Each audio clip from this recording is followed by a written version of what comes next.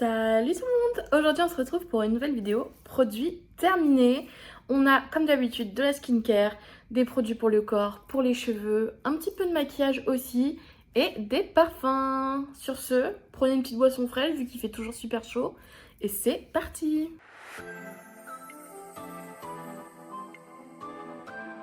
Je me dis je vais être sympa pour cette vidéo, je vais commencer par la skincare parce que j'en ai tellement fini ces derniers temps.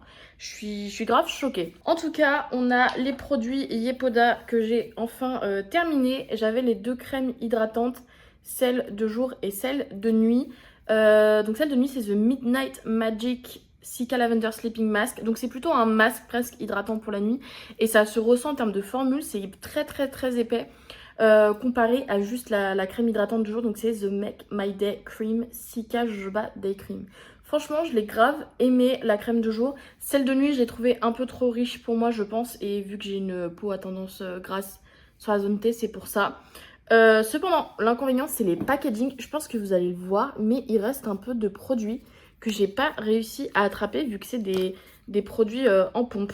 Tout simplement, donc c'est un peu l'inconvénient je trouve. Mais en termes de rendu, enfin de qualité, de prix et de quantité, elles m'ont quand même pas mal duré. Je crois qu'on est sur du 50 ml, quelque chose comme ça. Est-ce que je vais trouver ou pas? Ouais, 50 ml pour les deux. Autre produit que j'ai terminé de chez Yepoda, c'est le baume nettoyant The Calm Balm Olive et Coconut Oil Cleansing Balm. Exceptionnel vraiment pour se démaquiller. Il était trop bien. Je suis un peu moins fan de l'odeur, mais en fait, on est vraiment sur une matière très grasse qui va venir fondre votre maquillage, le dissoudre.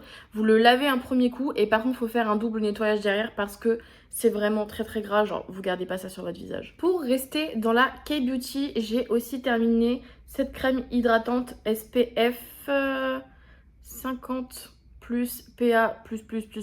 Bref. Donc, c'est une grosse protection solaire avec une crème hydratante. 2 en 1. Je suis pas hyper fan de l'odeur, mais la texture était plutôt pas mal. C'était assez hydratant. Pour se maquiller après, derrière, c'est pas mal. Genre, ça peluche pas. Donc, franchement, je peux que vous la recommander en vrai. Et ensuite, j'ai terminé le Riddle Shot 100. Je crois que c'est une sorte de sérum un petit peu de chez... Non, c'est Viti. Riddle Shot 100. Bref, c'est pour lisser le grain de votre peau normalement si je dis pas de bêtises. Je pense que je suis peut-être trop jeune pour ça. Parce qu'en vrai, j'ai pas vu de grosses différences en utilisant ce produit. Ça dure un petit moment parce que il y a écrit ou pas la quantité là aussi où je vais me faire foutre. Je crois que c'est pareil, que c'est du 50 ml. Voilà, est-ce que je le rachèterai? Non, en tout cas pas pour l'instant parce que j'ai pas trouvé d'utilité dans ma skincare pour ce produit-là. Ensuite, j'ai terminé un masque pour les lèvres de chez Fenty Skin. C'est le Plush Pudding et c'était au caramel si je dis pas de bêtises.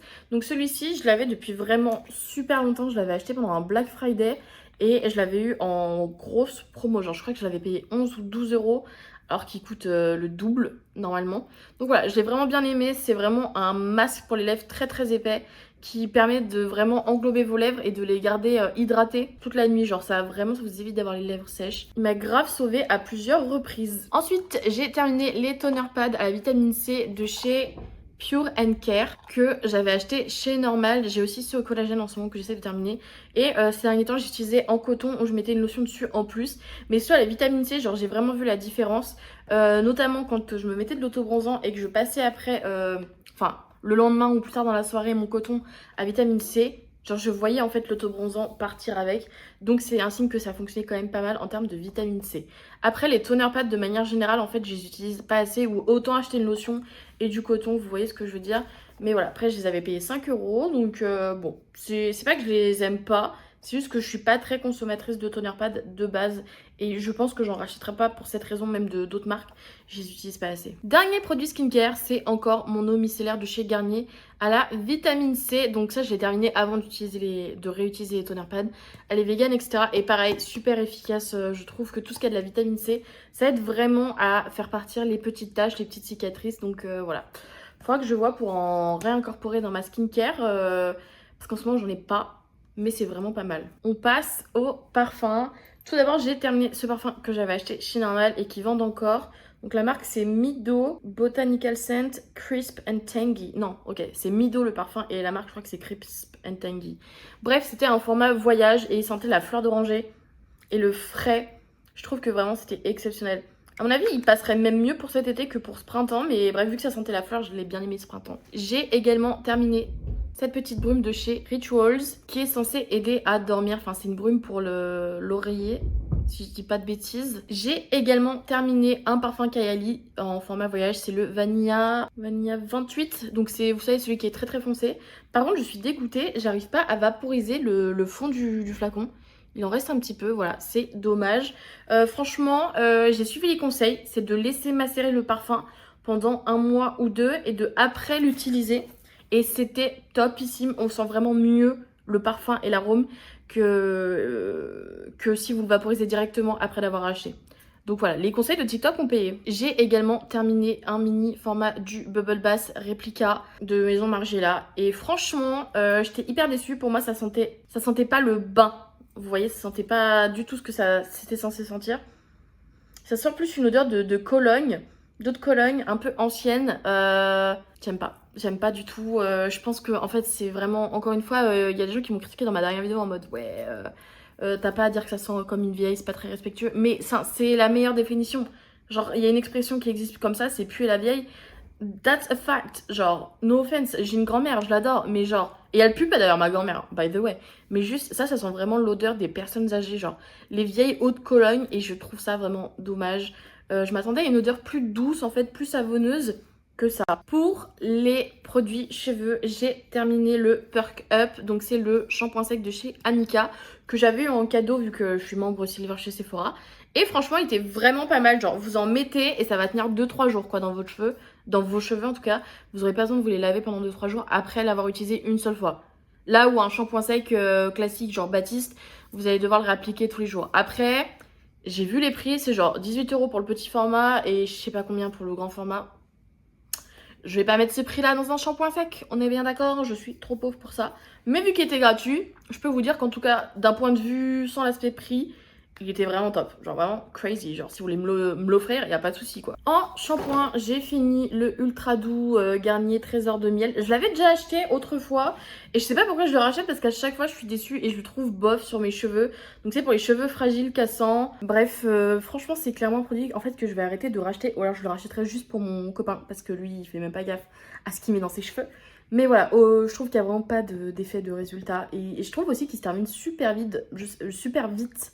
Donc je sais pas. En revanche, lui était beaucoup plus convaincant de chez LCF. C'est le Total Repair 5. Shampoing reconstituant. Et voilà, lui je l'ai bien aimé. Je l'ai trouvé plus efficace. Et pareil, il s'est terminé super vite. Mais je crois que c'est parce qu'en fait mon copain se lave les cheveux tous les jours. Donc il y a moyen que ça joue un petit peu. Je vais peut-être lui faire payer une taxe pour le shampoing. On passe au make-up. Tout d'abord j'ai terminé. J'ai perdu le bouchon de cet eyeliner. Donc forcément il a séché. C'était un Wet n Wild. Il n'était pas très cher. Et c'était un embout très très fin. J'aime bien ce genre d'embout d'habitude. Sauf que le problème, c'est qu'à force de le rentrer dans le bouchon, les petits poils se sont écartés. Et donc, du coup, c'était beaucoup moins précis quand je traçais un trait d'eyeliner. J'ai un peu cette peur-là avec l'Epic Liner de chez NYX. Je crois que c'est ça le nom. Mais on verra bien. Écoutez, il était quand même pas mal pour le prix. Je le trouvais très pigmenté. J'ai aussi terminé plus ou moins ce blush. C'est les Buttermilk de chez NYX. Pourquoi? Parce qu'il était très pigmenté tout d'abord. Donc quand j'utilisais pas beaucoup. Et cette semaine, je l'ai fait tomber 2 fois. La première fois, j'ai pu le réparer. La deuxième fois, j'ai pas pu. En fait, quasiment tout était tombé par terre. C'était mort. Donc, on va le considérer comme terminé. Mais j'ai eu le même problème avec le bronzer. Les packaging glissent énormément dans la main. C'est les seuls blushs, d'ailleurs, poudre que je fais tomber et que je casse comme ça. Donc je pense que c'est clairement un problème de packaging. Il n'est pas très pratique à ouvrir non plus, je trouve. Donc c'est un peu l'inconvénient. Pourtant la formule est exceptionnelle. Ils sont hyper pigmentés, ils sont hyper bien au teint. Enfin bref, c'est vraiment dommage quoi. J'ai terminé ces petites paillettes pour les yeux de chez Capu Vini. On a l'impression qu'il en reste, mais c'est le packaging. J'arrive plus à en récupérer avec le pinceau. Donc pour moi, c'est terminé quoi. Si il n'y a plus de produits à utiliser, il n'y en a plus quoi. Et franchement, elles étaient trop trop belles. J'en ai aussi des roses. Là, vous aviez différentes tailles et c'était un peu en mode arc-en-ciel, sirène vibes. Trop trop beau. Et pareil, c'est coûte genre 3 € sur YesStyle. C'est que dalle. J'ai également terminé ce spray fixateur, le Fix de chez So Natural, que j'ai adoré. Que c'était une youtubeuse je crois. Et après je l'ai revu peut-être sur TikTok. Bref, plein de gens qui achetaient du make-up sur Estelle et qui le recommandaient. Donc je l'ai acheté, je l'ai testé en petit format au cas où je l'aimais pas. Et j'avais peur que ce soit un spray fixateur un peu en mode lac pour le visage.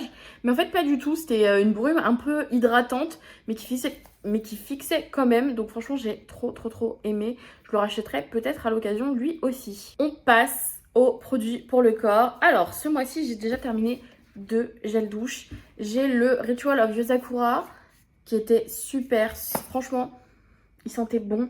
La fleur, le printemps était très bien pour ce printemps. Pour le mois de mai, je l'ai surtout utilisé. Et j'ai aussi terminé celui-ci. C'est le Fleur de Cerisier Bio, le petit Marseillais. Pareil, ça sent la fleur, ça sent le printemps, c'était doux, c'était délicat, j'ai adoré. Ensuite, j'ai terminé un gommage de chez IDC Institute dont je vous avais déjà parlé, j'en ai déjà terminé un. Et je les avais achetés, je l'avais acheté en 2 fois. Donc c'était le coconut et vanille. Incroyable, il coûte vraiment pas cher sur Primor. Ah, ça c'est encore la noix de coco. Et franchement c'est une formule que j'adore. En fait si vous aimez les Tree Hut, ils sont très similaires. Juste ils coûtent beaucoup moins cher. On est vraiment sur du gros grain pour bien exfolier le corps. Et c'est ça que j'adore. Ensuite j'ai terminé ce déodorant de chez Yves Rocher que m'a passé ma mère parce que je voulais le tester. Et vous savez, les daronnes, elles ont toujours les trucs fidélité Yves Rocher. Moi, la mienne, elle a un stock de produits Yves Rocher chez elle. Bref, c'était l'anti-transpirant 48 heures. Et je trouvais déjà qu'il sentait super bon. Mais en plus, il est vraiment anti-transpirant. Genre, c'est l'anti-transpirant que je vous recommande. En plus, Yves Rocher, c'est pas hyper cher. C'est du made in France. Donc, en Bretagne, tiens.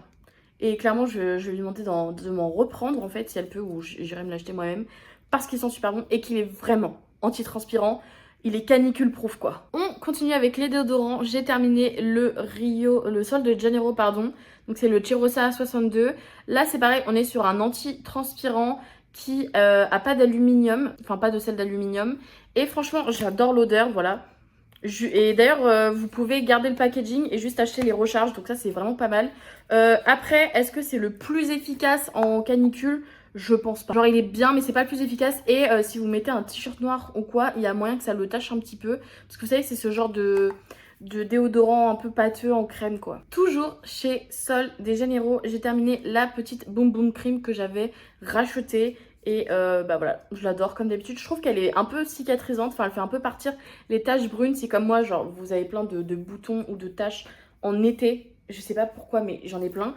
C'est vraiment pas mal et elle est hyper hydratante, hyper agréable. C'est une texture un peu gel presque. J'ai envie de la racheter, mais ça coûte cher. Et pour terminer cette vidéo, toujours un produit de chez Sol de Janeiro, c'est la Body Badalada que j'ai terminé. Donc ça, c'est une lotion hydratante, mais c'est vraiment légère. Hydratation, enfin c'est voilà quoi, c'est pas le max du max. Pareil, Chirosa 62. C'est un grand flacon pour 26 €, donc je pense que ça peut valoir plus ou moins le coût. Enfin, je trouve en comparaison du reste de la gamme et de leurs produits chez Sol de Janeiro que c'est l'un des produits le moins cher en termes de rapport quantité-prix. Est-ce que je vais le racheter? Je sais pas parce en vrai pour hydrater des jambes c'est pas mal, mais je sais pas. J'hésite parce que ça coûte quand même 26 balles quoi. Sur ce, cette vidéo est terminée et j'espère qu'elle vous a plu.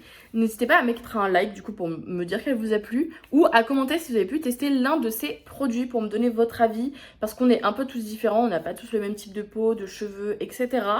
Et à vous abonner pour pas rater mes futures vidéos. Sur ce, je vous dis à la prochaine et bye!